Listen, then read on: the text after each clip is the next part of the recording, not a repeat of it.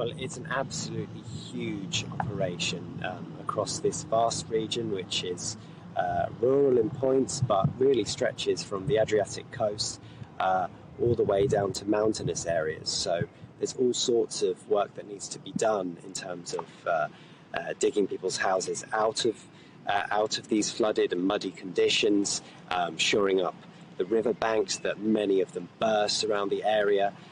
And of course, there is major damage, not just to businesses, but to the agricultural sector, which is really, really important for this entire region. And what we saw yesterday when CGTN went to visit some of the affected towns in Cesena and Ravenna, we saw a lot of people, a lot of volunteers helping out the emergency services in terms of cleaning the mud. And at that point, they pumped a lot of the water.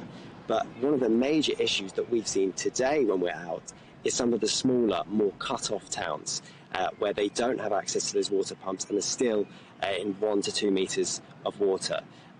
So this is what we've seen earlier today from one of those smaller towns. Floodwater has engulfed the lowlands of Emilia-Romagna. The town of Consilice lies at one of its lowest points, bordered by canals. Damage to homes here is devastating. Rescuers wade through deep water to try to help those still in their homes. Jose Antonio Tonini says that some streets are submerged by nearly 2 meters of water. In his home, it's at knee height. It's all ruined. I've lost everything. Nothing remains. I must pack up and go rent another house. It's not habitable. He lives with his wife Jennifer and their 2 daughters. The children's ground floor bedroom is submerged. It's not just the water-exposed electrics that are concerns for people like Antonio and his family. Locals say that people are looting properties after the floods. In the larger towns, the clean-up operation is underway, but in small places like Consilice, the process of pumping out the water hasn't even started yet. Refuse and waste dirty the flood waters. These towns have an abandoned feel to them. Almost half the normal annual rainfall fell in one evening last week. The nearby canals filled the streets, and across a period of 40 minutes, houses here had 70 centimetres of water at ground level. We put our hopes in help, but help or no help, we need a rebirth. Agriculture and wildlife has suffered. Some people managed to move animals to upper floors. Other wildlife wasn't as lucky.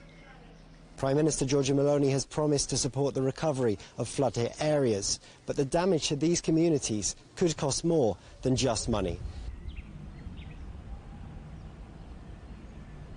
So the situation is very difficult in those smaller towns because they don't seem to have the same access to water pumps. They're still going to have to wait quite a while in terms of being able to return to their houses. That adds to the thousands of already displaced people in this region, and it's going to be a lot of hard work. And as Giorgia Meloni, the Prime Minister here, has said, they will be trying to do their best, the Italian government, to provide support to those people. But from what I saw today, it's going to be a long while until some of those small towns are drained before they can even get back into the homes to even start moving the mud and the mess. Alex Fraser in Consilice, thank you very much for that update.